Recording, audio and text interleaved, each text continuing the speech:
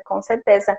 E o tema da nossa live, eu acho que é algo assim que é pouco falado também, né? É, Tá, né? A gente não vê muito sobre isso, né?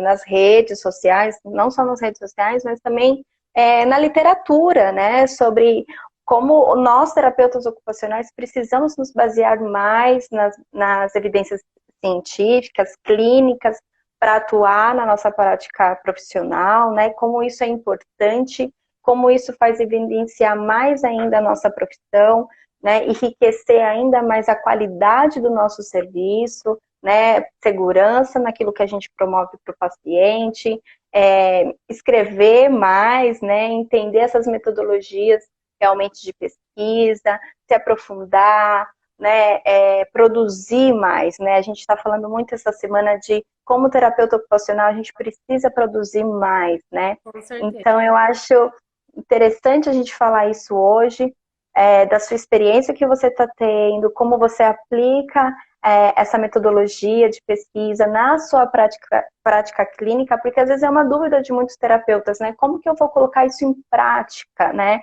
Como que eu faço isso? Como que eu tiro do papel e ponho ali na mão na massa, literalmente falando, né? Então, primeiramente, se apresente, fala da sua formação, fala do seu trabalho, da sua pesquisa, para o pessoal te conhecer e eu também conhecer um pouquinho mais, né? Claro. Legal, Marília. Bem, primeiramente, muito obrigada pelo convite. Assim, eu estou muito honrada de estar participando dessa live, porque a gente sabe que a Amato tem sido uma grande referência aí para gente, né? Para os profissionais, né? De terapia ocupacional que se envolvem aí nessa área aí, especificamente da confecção de órtese, né? Da reabilitação de mão. Então, a gente fica feliz, né? De poder contribuir Ah, aí eu com sei, uma né? página e com um trabalho, né, com um grupo tão bacana quanto o de vocês. Então, muito obrigada pelo convite. E, Imagina, eu que agradeço. e aí, então, vou começar a minha apresentação. Meu nome é Síbila, né, para quem não me conhece. Eu me formei no Vale do Paraíba, na Universidade do Vale do Paraíba, e logo depois eu já fui para Campinas para fazer a minha especialização. Então, lá eu fiz a minha especialização em reabilitação do membro superior, né, fiquei na especialização durante um ano. Na época, o formato da pós era integral, né, então a gente ficava ali a tarde inteira atendendo os pacientes e de dia Uhum. tinha uma vez na semana que a gente ia assim muito cedinho, 6 horas da manhã, para fazer aula com os residentes que estavam ali. E Uau, que sim, então legal. assim, foi uma pós assim que deu muita base assim pra gente, né? Então foi uma pós muito, muito bacana, muito rica. E aí E depois quando você se formou, né, a especialização? a Foi pós foi em quando? 2011, se eu não estou enganada, Tá. que faz um tempinho já.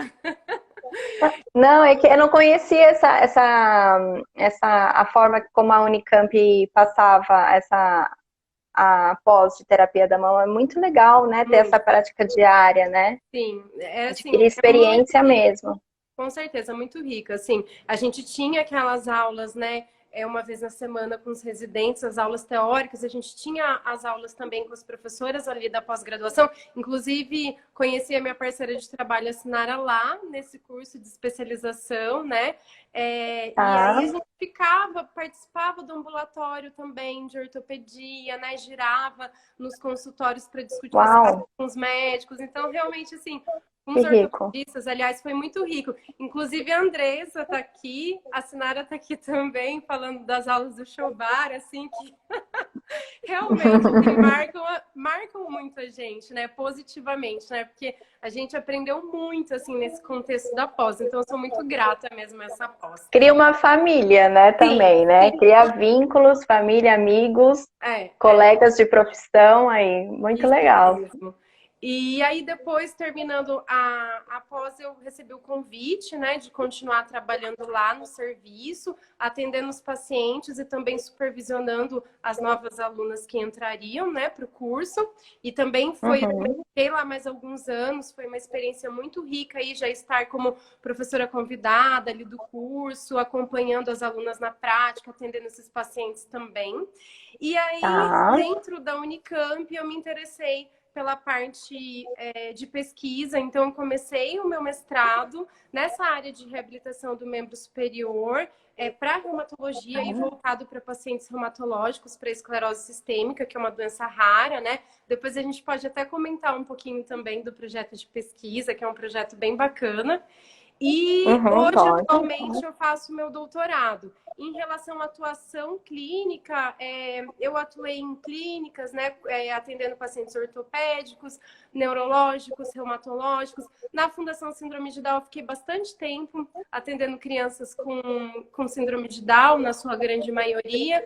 E também tive a honra, assim, de trabalhar com o Dr. Eduardo, que é um fisiatra que coordenou a Rede Lúcia Montora, num espaço que ele criou, e aí a gente atendia de forma interdisciplinar mesmo, eu atendia junto com o fisioterapeuta, a maioria dos pacientes eram pós-AVE, então foi uma experiência Tá. muito rica ali também na área de neurologia, né? Então tive aí Uau. essa Uhum. atuação também.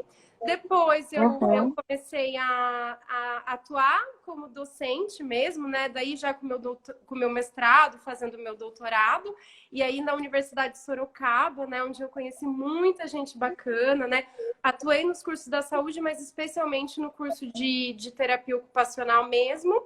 E hoje em dia, atualmente, estou muito realizada e feliz em trabalhar no Instituto Wilson Mello, que é Tá. um instituto de referência de atendimento em ortopedia. Então, a gente tem ali os médicos ortopedistas que atendem ali e uma equipe muito legal de excelência de fisioterapia. E eu entrei agora como terapeuta ocupacional e terapeuta de mão do instituto. Então, Ai, que assim, legal. então, realmente, Uau! sou muito Que grata assim, por todo esse história! percurso. E claro, né, não posso deixar de falar, agora a gente está com essa parceria, a Sinar e eu, com os grupos de supervisão VIP Intel, que tem sido muito bacana. E isso veio a partir da demanda de ex-alunos nossos, né? Porque nós duas atuamos nessa universidade, e aí alguns alunos procuravam falar, Hum, professora, você não dá supervisão? Como que funciona? E aí a gente sempre fez isso muito na amizade, né? E aí a sim, gente começou a sim, pensar na possibilidade de tornar isso também um trabalho, né? Da gente deixar isso mais claro. sistematizado, né? De uma forma mais objetiva. Então, resumidamente, aí foi esse o percurso da minha Uau! trajetória até Que hoje. legal! Não, todo mundo aqui, ó, mandando só informação assim de nossa, que currículo Ah, legal! que legal. Terapeuta de mão cheia aqui, a Mirusca falando, literalmente. E isso criou uma base muito forte, né? Sim, uma base muito forte que a gente sente realmente a diferença quando a gente está atuando na prática, né? Isso. Uhum. Você teve essa base de docência, ainda, né, está praticando a docência, mas teve toda essa parte da especialização, do mestrado, agora do doutorado, como isso realmente nos fortalece, né, para realizar uma prática com mais efetividade, né, com eficácia, que a gente consiga promover realmente um trabalho melhor ali para os pacientes que a gente atende, Isso né? mesmo. Uhum. E como que você coloca essa base, né? Falando agora de evidência científica, mesmo de estudo, de metodologia, como que é para você colocar essa parte teórica com a prática? Como que é essa dinâmica? Tá, então, assim, na verdade, o nosso tema de hoje também passa muito por isso, né, em falar em prática baseada em evidência científica. Antes de eu começar a falar disso, eu até queria comentar que eu fiz um curso muito bacana com o Léo. Se você colocar na internet Léo PBE, assim, vai aparecer o nome dele, ele é referência mesmo nessa área. Então, quem tiver interesse em se aprofundar um pouco mais nisso, eu acho que vale super a pena, sabe? Ele oferece Anotem modelo aí. online também. Sim. Eu vou anotar. Mas, a princípio, o que a gente fala, né, sobre a prática baseada em evidência científica? Que ela fornece para o profissional clínico, e aí a gente não pode confundir, porque a gente acha, quem faz isso é só quem está na área da pesquisa. E não. Na verdade, esse curso é para clínico, e a gente, como clínico, a gente precisa internalizar esse conceito dentro da gente. Então, ela vai fornecer para a gente bases científicas de qual a melhor opção, a melhor estratégia, a melhor ferramenta para eu atender o meu paciente. né? Então, é claro, a gente tem os Exato. nossos livros, né, que dão base anatômica, fisiológica, cinesiológica e que contribuem muito para a nossa formação. Mas a gente não pode parar lá naquele conceito que está no livro, né, que já foi escrito muitas vezes há muitos anos atrás. Então, por exemplo, vou pegar a referência do Tubianá, que é um livro que a gente estuda para reabilitação de mão. É excelente o livro. Mas, por exemplo, se eu quero pesquisar o que está sendo mais usado agora como protocolo de reabilitação de tendão, por exemplo, o que me ajuda mais, por exemplo, a ganhar a mobilização, amplitude de movimento com o meu paciente? É um protocolo de mobilização passiva ou um protocolo de mobilização ativa, por exemplo? Né? Então, eu tenho que buscar, através dessa evidência científica, qual tipo de protocolo eu vou usar com o meu paciente. Então, por exemplo, os clínicos, né, que estão aí na área, que estão atendendo, independente da área, né, se é infantil, se é neuro, ortopedia, né, o que eu sugiro, né? Os guidelines, que são o quê? Na verdade, são protocolos estendidos, né? Na verdade, são diretrizes clínicas que os guidelines vão te dar e vai falar um pouco da confiabilidade, que vai variar de forte a muito fraca em relação à intervenção, né, ao protocolo que você vai ter ali com aquele seu paciente. Então, por exemplo, você não gosta de ler muito artigo, você é mais da pegada clínica, puxa um guideline, por exemplo. A revisão sistemática também, a revisão de literatura, que é uma coisa que eu gosto bastante de ver. Então, eu dei esse exemplo desse protocolo de tendão, né? Que é um tema, eu estou com isso na cabeça, porque é um tema que a gente puxa também no grupo de supervisão. Então, esse artigo de revisão de literatura, o que ele fez? Ele viu 3.000 tendões, mais de 3.000 tendões suturados, e aí comparou o protocolo de mobilização passiva com mobilização ativa. O que eles encontraram? Então, eles viram tudo que tinha na literatura de rafia de tendão e de protocolo de mobilização ativa e passiva. Que o protocolo de mobilização ativa, ele tem 1% só a mais de risco de ruptura que o passivo, mas em compensação a parte do decrease of motion, que a gente fala de amplitude, declínio de amplitude de movimento, o protocolo de mobilização ativa, ele é muito melhor do que o de mobilização passiva. Então, eu já tive uma causa tanta aderência, né? Isso, exatamente. Então, assim, ele é melhor do que o de mobilização passiva, porque também tem a questão da representação cortical. Apesar que você está deslizando ali, você tem toda a representação, né, nível de córtex, enfim, a questão da própria aderência mesmo em si. E é interessante, porque daí as pessoas falam, então você usa o protocolo de mobilização ativa. Depende, não necessariamente. Depende do...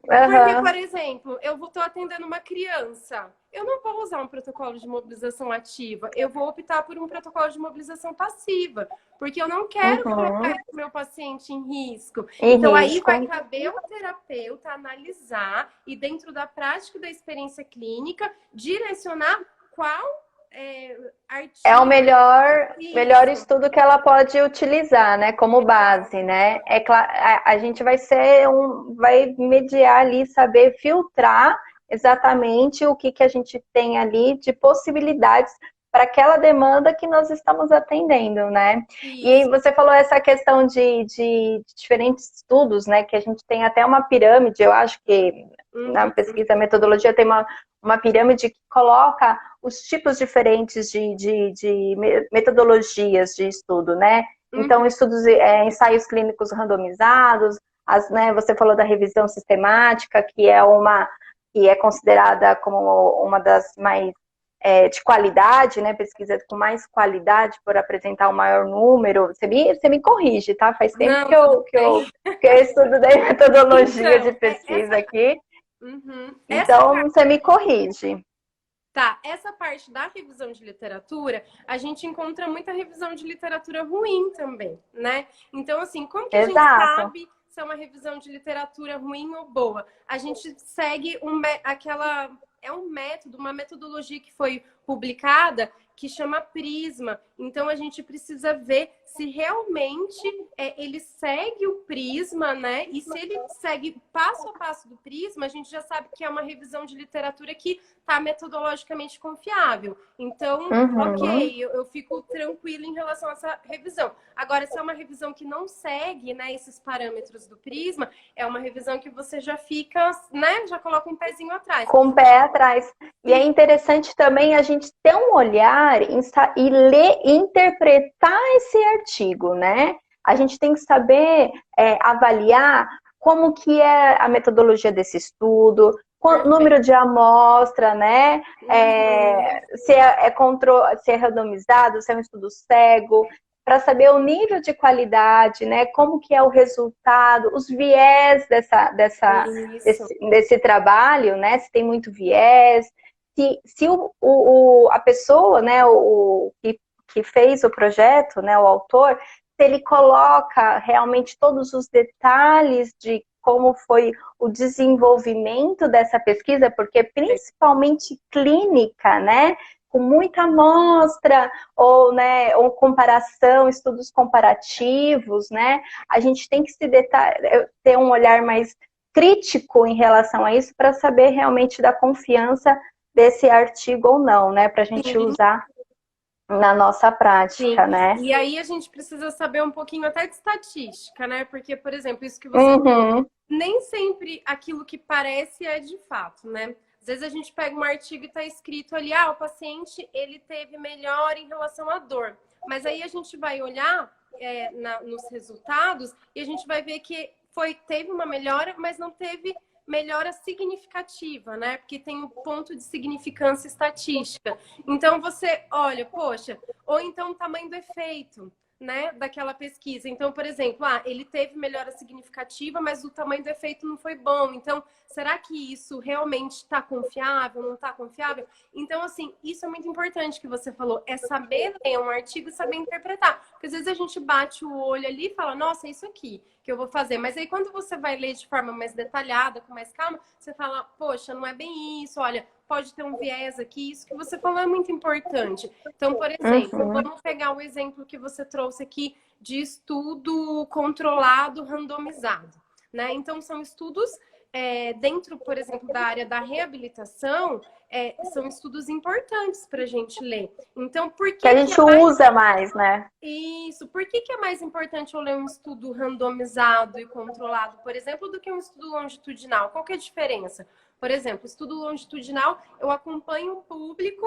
Então, assim, eu fiz a técnica da imagética motora graduada com um paciente que foi amputado. Estou aqui dando um exemplo. Aí eu acompanhei ele, sei lá, por 1 ano. E eu não comparei com um grupo que não usou a imagética. Aí eu vou falar, olha, melhorou a dor. Mas será que ele já não melhoraria a dor se ele não tivesse usado esse protocolo? Ou então eu não falei, olha, eu fiz a imagética, mas junto com a imagética eu fiz uma outra estimulação ali de reeducação sensorial, de dessensibilização.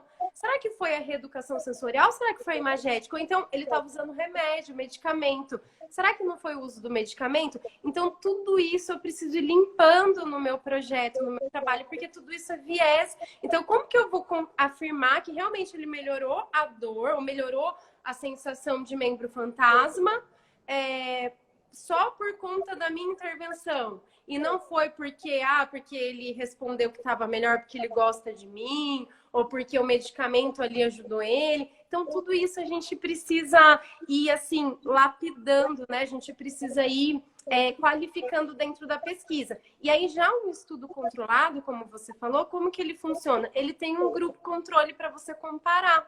Então, isso é legal. Então, por exemplo, eu posso entrar um pouco na pesquisa que eu estou fazendo? Porque daí eu... Fica à vontade, claro! Com então, certeza! Assim, lá na Unicamp eu estou desenvolvendo um projeto de pesquisa com pacientes com esclerose sistêmica, que é uma doença reumatológica rara. E aí o que acontece? São pessoas que vão, assim, do Mato Grosso, Minas Gerais, vai de, assim, gente espalhada aí pelo Brasil. Que vai Brasil inteiro.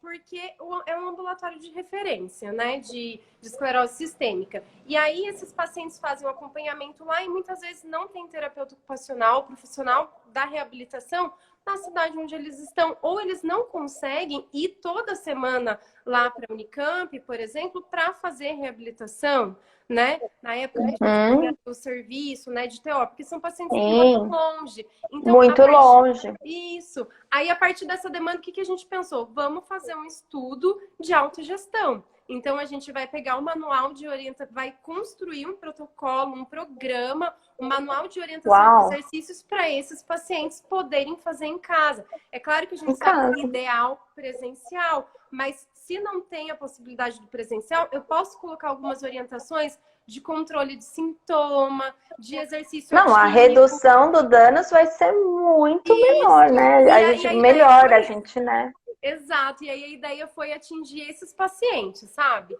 Então... que trabalho bacana. Assim, os pacientes aderiram muito, assim, eu sou suspeita para falar, porque eu sou muito realizada, assim, com esse projeto, porque teve uma adesão muito bacana. Que delícia! Que delícia! E aí, a gente pensou, então vamos desenvolver esse protocolo, mas aí, porque eu vou chegar lá no estudo controlado, randomizado, né? Aí, o que a gente precisou fazer para desenvolver esse programa? Não é simplesmente, vamos colocar aqui qualquer coisa, ou então, eu acho que isso vai ser bom. Não, a gente precisou fazer uma revisão da literatura, ver o que tinha já para tratamento desses pacientes. Então, por exemplo, um paciente com esclerose sistêmica, ele vai ter fenômeno de Raynaud, que é um sintoma que a gente precisa cuidar. O que seria o fenômeno de Raynaud? É uma vasoconstrição do vaso sanguíneo, fica muito tempo ali e a mão fica cianótica, fica sem circulação. Úlcera digital. Pode causar até amputação, né? Exatamente. Alguns pacientes evoluem com amputação. Úlcera digital também, devido a essa má circulação. Espessamento cutâneo. Então, qual que é a base da patologia? Eles fazem troca das glândulas sudorípadas e sebáceas por colágeno. Então, tem muita deposição de colágeno. E não só em pele, mas também em rim, pulmão, em coração. Então, é uma doença bem grave. Tem pessoas que têm um percurso mais rápido, outras mais lentos em relação à doença. Então, essa pele... Afeta os órgãos internos, então, também, né? Ela é sistêmica. Então, essa doença, ela vai acometer... numa primeira fase, a pele, pensando na reabilitação musculoesquelética, vai ter uma fase edematosa, que a mão vai ficar mais edemaciada, o paciente vai sentir dor, pode ter compressão de nervo mediano também, e aí depois essa pele vai endurecer, né, que a gente faz o teste de score cutâneo de Rodnan, que é isso aqui, ó, a gente não consegue fazer isso no paciente, né, a pele fica dura. Começa a ter deformidade, retração de tecido, né? Isso mesmo. E aí ela entra nessa fase e ela muitas vezes evolui no padrão de garra esclerodérmica, que é esse padrão aqui de garra que a gente, né, tá acostumado a ver, né? Então, o que a gente pensou para esses pacientes? Vamos fazer uma revisão na literatura e vamos fazer um grupo piloto. Então, não é que a gente já vai começar oferecendo assim para geral, né? A gente vai precisar primeiro aplicar em algumas pessoas, né? Com base na literatura, ver se tem uma boa aderência, se tem eficácia, e aí a gente abre. Mas aí eu fiz o manualzinho, né? E fiz um vídeo também, um DVD. Então, o paciente fazia... legal! Levava o manual, DVD e voltava mensalmente, porque geralmente a consulta é mensal lá. Então, eles voltavam para a consulta e eu já reavaliava esses pacientes. E aí foi muito bacana, porque a gente foi vendo a evolução desses pacientes. Assim, eles falavam, Síbila, nossa, antes eu não pegava o copo, eu tô pegando. Nossa, melhorou minha dor, melhorou isso. E vocês protocolaram todas essas evoluções também? De retorno? Tá Uau! Já tá publicado? O artigo do mestrado... que legal! Sim, depois eu posso até passar o link. O artigo, por favor! O artigo do mestrado está publicado na Journal of Hand Therapy e o do doutorado agora foi publicado na Rheumatology. Eu ainda não defendi, estou no processo ainda, mas já foi feita a publicação do artigo, porque tem essa exigência, sabe, na Unicamp, que antes da gente defender, tem que ter um artigo submetido, né, enfim. E aí a gente aplicou, e aí para a gente construir esse manual, o que a gente teve que fazer? mandar para uma banca julgadora. Então, essa banca julgadora compunha terapeuta ocupacional e reumatologista também. Então, eles avaliaram item por item, tanto do manual quanto da ficha de avaliação, em relação à pertinência, abrangência e clareza dos itens. Então, assim, não é simplesmente, eu vou escrever aqui e vou, né, entregar para o meu paciente. É saber exato, é saber como se comunicar a essa população, né? Como você falou, são pessoas que estão no Brasil inteiro, né? É um lugar de referência do serviço. Então, são pessoas com níveis de entendimento diferente. Você tem que usar uma língua, né? Uma comunicação, um meio de comunicação extremamente acessível e que ele consiga entender quando ele estiver sozinho em casa, interpretar todas aquelas informações que foram passadas, até mesmo, né?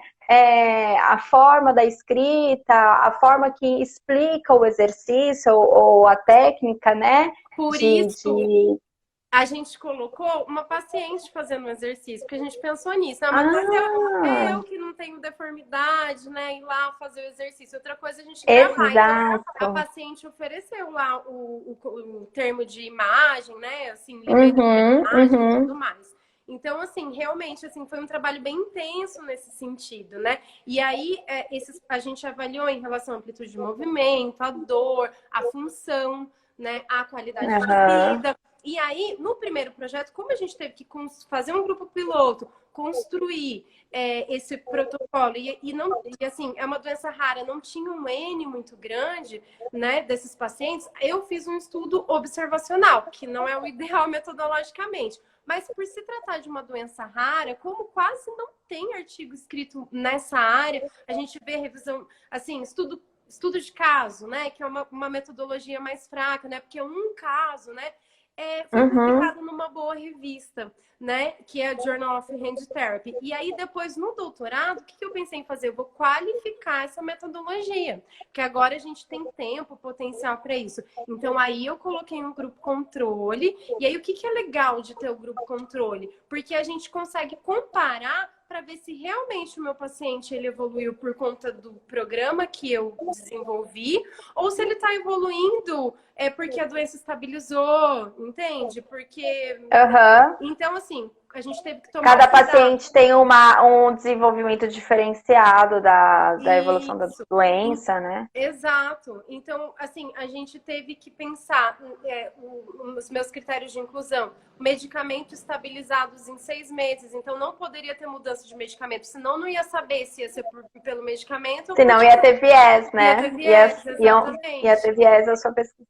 Isso. Então, assim, a gente teve alguns critérios de inclusão e exclusão, e aí a gente colocou esse grupo para controlar. Quando a gente fala grupo controle, então a gente tem um grupo ali de intervenção, né, com programa, e o outro, por exemplo, com outra intervenção. E aí a gente compara se realmente o meu programa foi mais eficaz do que a convencional, entende? O convencional aplicado. Isso. E o legal também de colocar controle é, por exemplo, um grupo placebo. Então, assim, eu até vou levantar uma polêmica que a gente levanta, né? Que é a questão da kinesiotaping para dor, né? Então, assim, já foi feito um estudo grande que comprova que a kinesiotaping, a técnica da kinesiotaping e a bandagem, se você colocar um esparadrapo ali, um placebo, um grupo placebo e o outro que recebe a kinésio, e aí, por isso que eu falei, não quero polemizar muito, mas... Não, mas a gente está falando de evidências, isso, né? Exatamente. Estamos falando aqui, o tema é baseado em evidências, a gente não está falando nada além disso. E assim, eu estou falando, por exemplo, para dor lombar, né? Mas a gente não testou para outras coisas, né? Então, viu que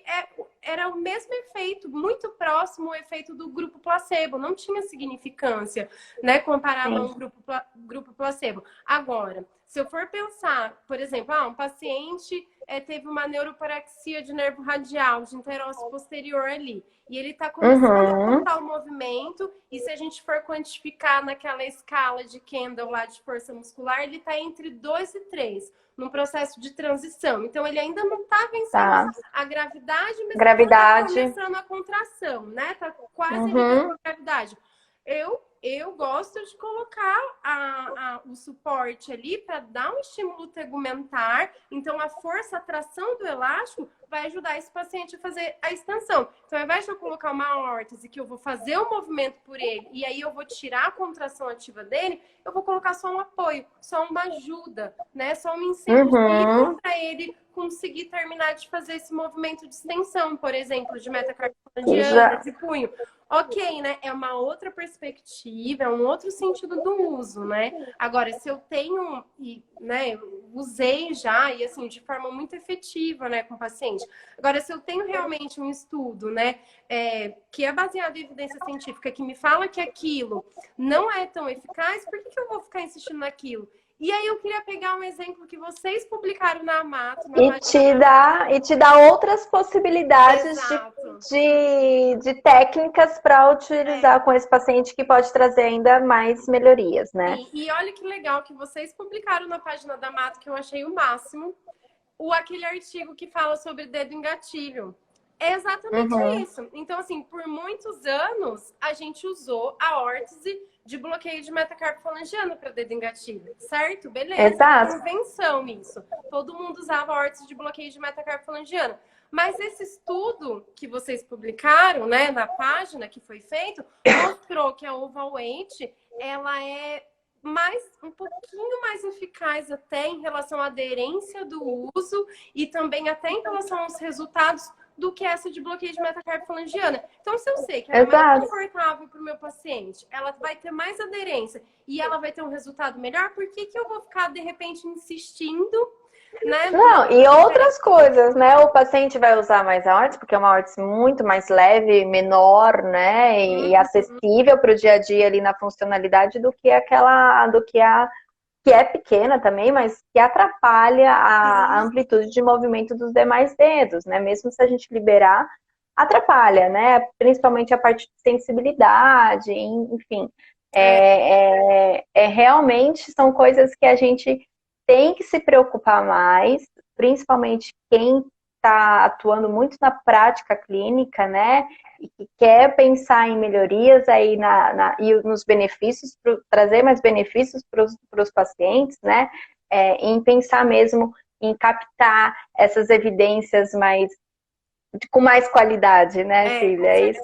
É assim, não é que você não vai mais fazer, tanto que mostrou que ela também é eficaz, mas assim, a gente começa a repensar, né? Por que não fazer essa que é um pouco mais eficaz? Agora, eu tenho um paciente, de repente, que tem não sei, uma ferida, né? Ou ele tem uma sensibilização nessa área, ou ele tem uma articulação já um pouco...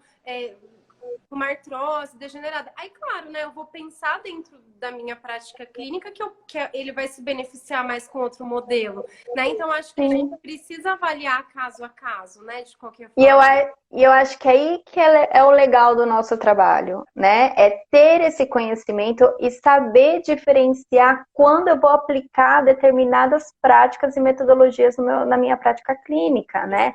É isso que é legal, é isso que faz da gente ter um diferencial, né? É aí que faz a gente ter um diferencial. Porque às vezes fala assim, nossa, mas eu fiz naquele paciente essa órtese dedeira de apoio palmar, bloqueando a flexão, né, da metacarpofalangiana, e deu super certo, e para esse paciente não está dando certo. Por quê? A gente tem que realmente avaliar as outras possibilidades, e o paciente também, todo o caso, né, se ele realmente está usando a órtese, como que está sendo feito o dia a dia do uso dessa órtese, se ele está realizando as atividades que foram orientadas, né? Tudo, a idade desse paciente, né? A atividade cotidiana, o trabalho, enfim, né? A gente daí vai entrar em outras coisas, mas realmente entender quando uma base vai ser realmente importante, ou aquela base a gente vai conseguir colocar para aquele determinado paciente que a gente está atendendo. A gente não pode generalizar, né? A gente tem que realmente saber filtrar isso, né? Com certeza. Eu acho que é isso que você falou mesmo, Marília. É isso que vai diferenciar, né, o profissional ali na prática clínica. Não é porque deu certo com um que vai dar certo com todo mundo. E não é porque eu aprendi lá na graduação que tinha que fazer assim que eu vou ter que morrer fazendo assim. Eu preciso basear realmente a minha prática na ciência, né? Procurar o que eu tenho de artigo, procurar o que eu já tenho de comprovação científica para dar um melhor direcionamento ali para minha conduta, né? E aí, realmente, tem casos específicos que fogem à regra, né? E aí a gente adapta, né? Por N motivos, né? Mas a gente sabe que para aquela população, para uma grande maioria, a resposta melhor foi com técnica X e não com a Y. Então a gente precisa começar a direcionar. Que isso também entregar um atendimento de qualidade para o seu paciente, né? A gente não fica ali enrolando ele, né? Não, e a gente quer o quê? A gente quer que ele tenha alta, né? A gente quer que ele saia feliz e satisfeito, né? A gente não, é isso que você falou, a gente não quer que enrolar o paciente, quer que ele tenha o que ele procurou, né? Quando o paciente procura a gente é para ser tratado, ele quer ser tratado, quer ter uma melhora daquele problema que ele tem. Então a gente tem que fazer o nosso melhor, sim. E uma coisa que eu vou até, eu estava lendo esses dias um artigo e uma pessoa falou o seguinte, que a gente também não pode deixar de ler esses artigos que não têm tanta qualidade. Não é que não tenha tanta qualidade, mas são eles que nos dão base para pensar a construir artigos com mais qualidade, né? Então, é importante isso também, os estudos de caso, entender. A gente tem que fazer, sim, estudo de caso, né? Ah, mas não tem tanta qualidade, não tem tanta relevância. Sim, tem, porque eles vão dar base para a gente pensar futuramente em como fazer aí um outro trabalho, um outro projeto maior, com amostra randomizada, enfim, né? Um estudo controle, né? Que a gente consiga comprovar isso que a gente está vendo, né? Na Isso verdade, é interessante também. Quando eu estava ali ainda dando aula, né, na graduação, eu incentivava muitos alunos a participarem de congresso, a levar pôster, né, a escrever um estudo de caso. Então, assim, por exemplo, pega um caso do estágio, descreve como que o paciente evoluiu. Então, assim, sempre incentivando nesse sentido, porque eu acho que é como você falou, é um start, né, um começo. Então, é um começo.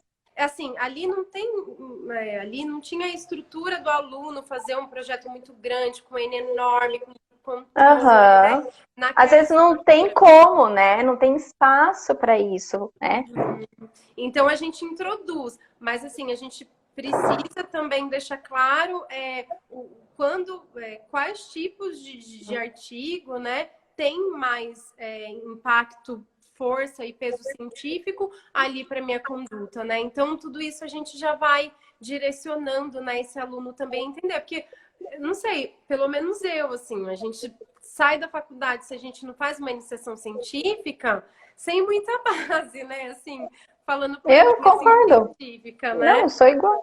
Sim, exato. Então, a gente tem que correr atrás depois, né? Então, por isso que eu falo, né, que é interessante para clínico, né? Porque a gente direciona e a gente elege a melhor conduta para o nosso paciente quando a gente consegue analisar um artigo, consegue entender qual conduta é melhor para o meu paciente, né? Então, isso é importante, não é?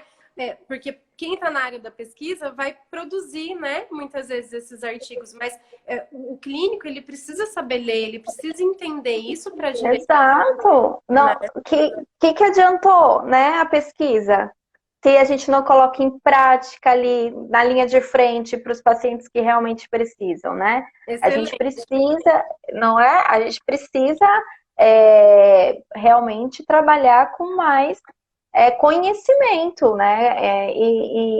Não sei, alguém fez um comentário, a ciência continua, ela sempre evolui e a gente tem que se atualizar. Nós, como profissionais da área da saúde, reabilitadores, né? Nós somos profissionais reabilitadores, nós temos que realmente entender que tem uma necessidade de sempre se estar atualizado, a gente não pode ficar parado no tempo, né? Às vezes eu não tô tão focada na prática clínica atualmente, mas eu tô aprendendo tanto, porque eu tô tendo a oportunidade agora de ler mais, estudar um pouco mais, e antes eu estava muito ali na prática, e a gente vê coisas que fala assim, nossa senhora, quanta coisa eu deixei passar porque eu não pontuei isso.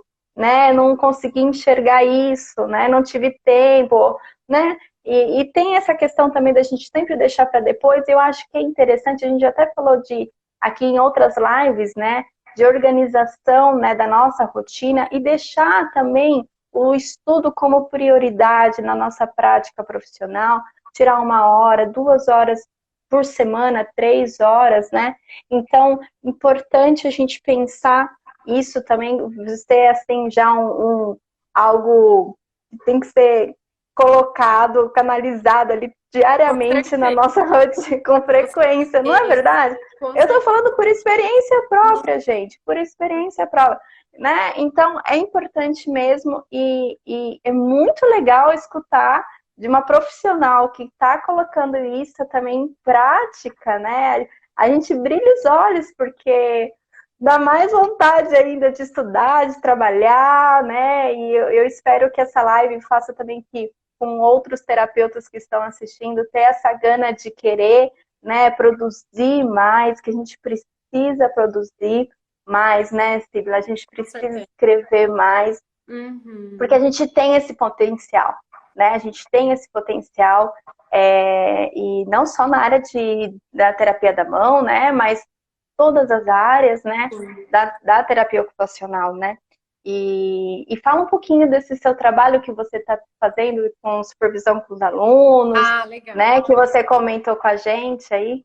Tá, então a gente começou devido a essa demanda mesmo que surgiu, né? Então, alguns alunos aí procuravam a gente buscando mesmo orientação, direcionamento, e alguns até perguntavam: ah, professora, você não faz supervisão, né? Como que é a parte de supervisão? Então a gente decidiu realmente trazer esse grupo de forma mais sistemática, né? Num formato de um grupo de supervisão mesmo. Claro que, assim, isso é uma outra coisa, né? Eu acho que a gente está vendo agora com essa questão da pandemia e essa comunicação digital, acho que possibilitou, né? Ampliou, né? Então possibilita levar Sim. conhecimento para lugares mais distantes da gente, né? Então, como eu falei, assim, vendo muito bacana o trabalho online que vocês estão fazendo, né? Eu acho que é uma inspiração aí pro pessoal mesmo, viu? Então, nisso, assim, coloco também a Ah, fichinha aí para imagina. agradecer.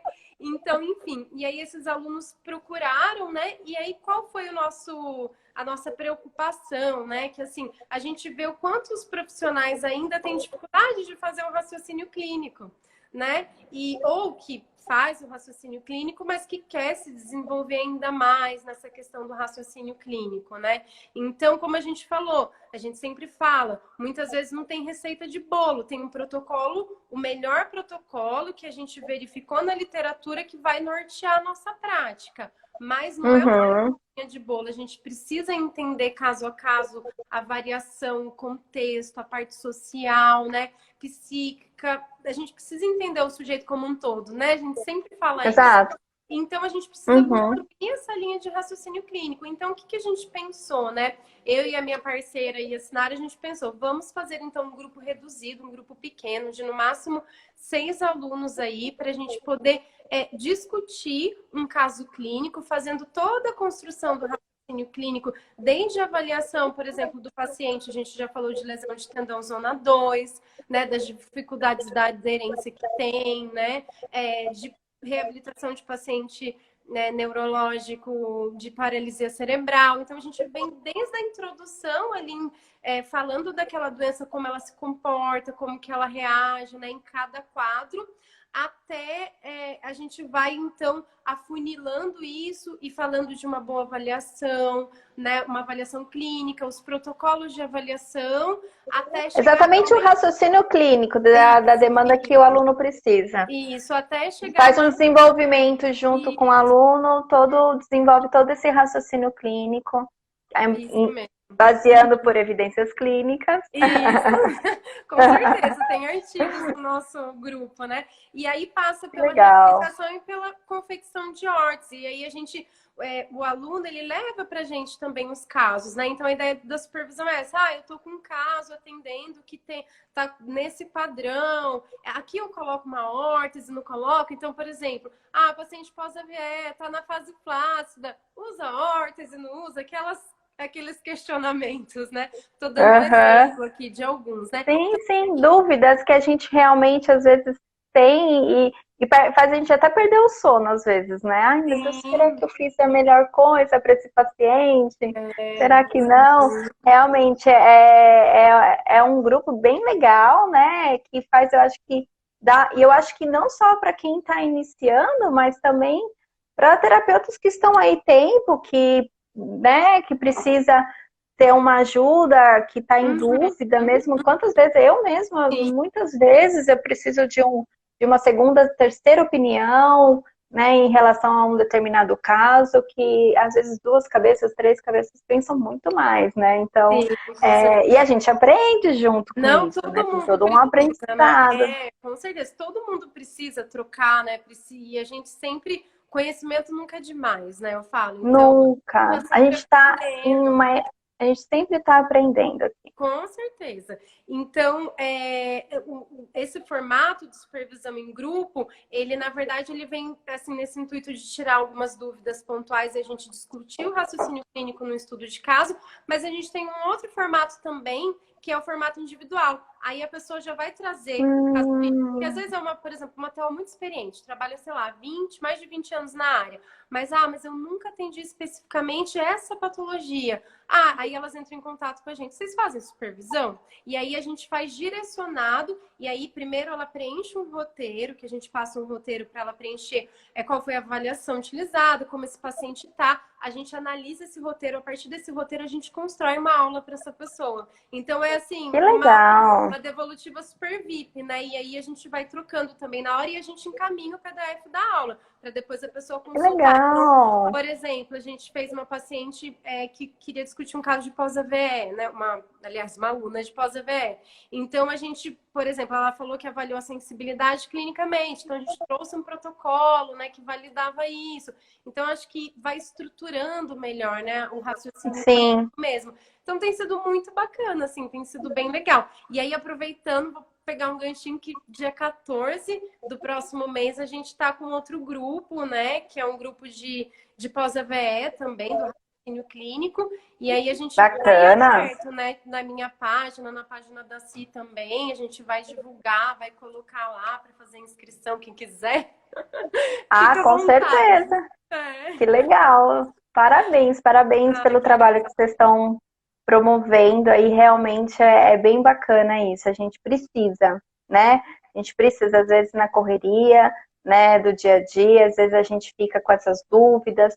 Nada realmente melhor do que ter essa possibilidade de troca, com né? certeza. E com Certeza. qualidade. E eu sou aluna da Mato também, né? Queria deixar isso registrado, né? Eu sou Me aluna conta da um pouquinho da sua prática aí, Então, porque você já assim, confecciona, porque as pessoas acham também que a mãos à órtese é só para quem está iniciando. Não é não, porque também a gente mostra vários tipos de modelo de órtese também, né? Então, é uma atualização também da claro. prática de confecção, né? O que Eu você está falo assim, achando também? sim, não, super bacana. Assim, eu falo que a gente não pode parar, né? A gente não pode parar de Uhum, estudar. Então, assim, tudo que tem curso, assim, eu me inscrevo, eu faço, eu vou atrás mesmo. E claro que a gente pesquisa antes. Eu vi que realmente vocês são uma empresa, né? Eu vou falar assim, uma empresa, um grupo de terapeutas ocupacionais muito sérias, né? Você, a Larissa, né? Então, a gente vê a responsabilidade de vocês na hora de transmitir o conteúdo, né? De pensar,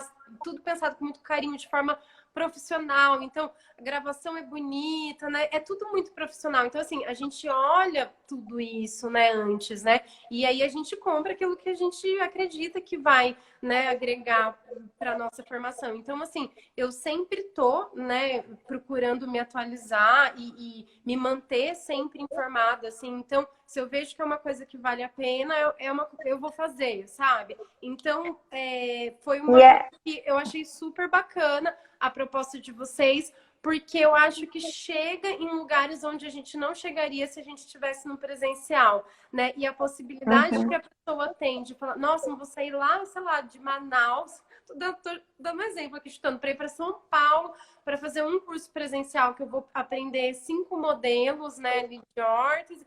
Então, assim, eu acho que isso expande, você consegue atingir outras outros lugares que muitas vezes seria inacessível você atingir.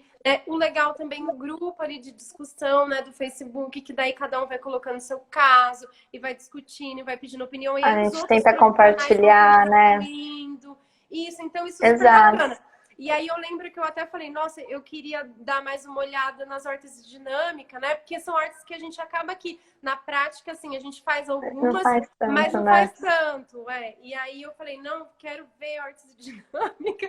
E aí falei, vou fazer o curso e tudo mais, mas assim, super bacana, super recomendo Ah, também. e a gente fica Aproveitando o muito espaço. feliz. A gente fica muito feliz também de ouvir isso de coração, até a ver falar em meu coração. E é verdade, porque a gente tentou realmente desenvolver um curso que desse realmente essa possibilidade para o aluno, para o terapeuta, né? Poder assistir quantas vezes ele precisar, Isso. sim, Uhum. né? Que para tirar dúvida, para realmente praticar, entender a necessidade de conhecer esses conceitos da ciência da prática de confecção de hortes, né? E mostrar que não é um artesanato, que tem Isso, base, que é tem uma ciência, ciência né? e que a gente precisa mostrar isso mais, evidenciar isso mais, né? É um recurso, a confecção de hortes é um recurso terapêutico, mas que é realmente importantíssimo saber todas as bases, né? Então a gente quis desenvolver um curso assim bem completinho mesmo, bem redondinho, para não faltar nada. E a gente fica muito feliz de ouvir uma terapeuta assim como você, que tão né, referência aí pra gente também, em dizer que o Mãos Artes está ajudando um pouquinho aí a Nossa, sua prática. uhum. Não, super. É Eu só muito bom. elogio, eu só falo bem. Que eu indico. Muito bacana. Ai, que bom. Muito legal. Sim, outra coisa que eu queria falar, perguntar, a gente está até com um tempinho rapidinho, fala um pouquinho da sua prática onde você trabalha, no instituto, ou que você está trabalhando atualmente, né? Sim, então, o Instituto Wilson Mello, ele, como eu falei, ele fica em Campinas e é um instituto de referência de atendimento em ortopedia. Então, lá a gente trabalha junto com os médicos, né? Então, os médicos estão ali atendendo e a gente tem o nosso espaço de atendimento também.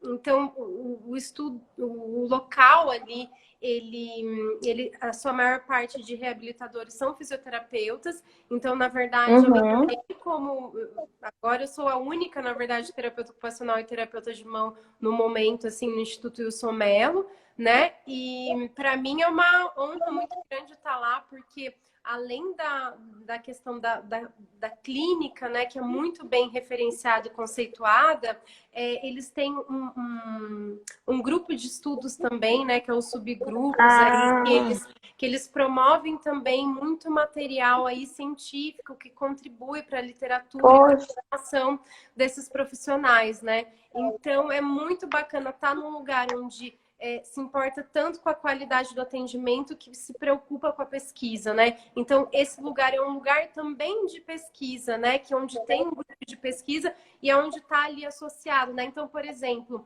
que eu acho que é até interessante comentar. A Aline, que é uma fisioterapeuta de lá que trabalha com coluna, escoliose, ela encaminha os pacientes dela para a Cândida, né? Para fazer a hum, colete, a horta os de... coletes, Isso, exatamente. Então, olha que bacana. escoliose congênita, né? Exatamente. Então, olha só que bacana, né? A gente tem essa possibilidade de troca, né? E assim, como realmente um profissional, ele precisa do outro ali nessa interação. Exato. E realmente os pacientes ali de acometimento de membro superior, de mão, né? O pessoal encaminha mesmo e fala, passa com a sífila.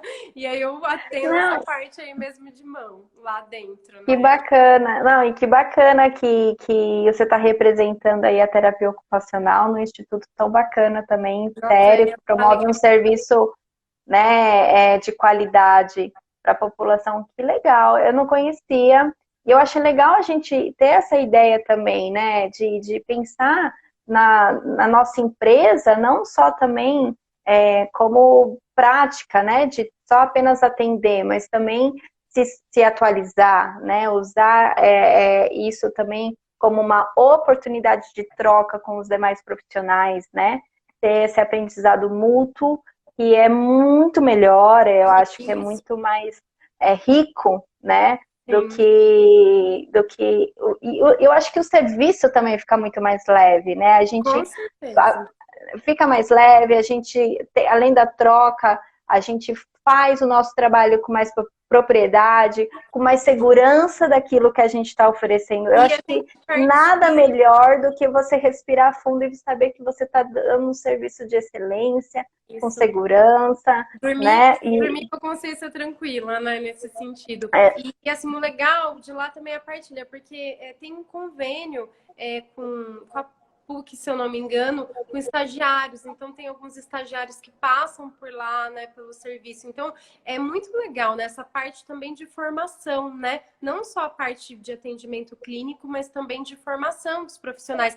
Eu mesma já exato, recebi profissional, assim, por exemplo, o paciente ele mora em outra cidade. Então, mas assim, o médico pediu para passar com você.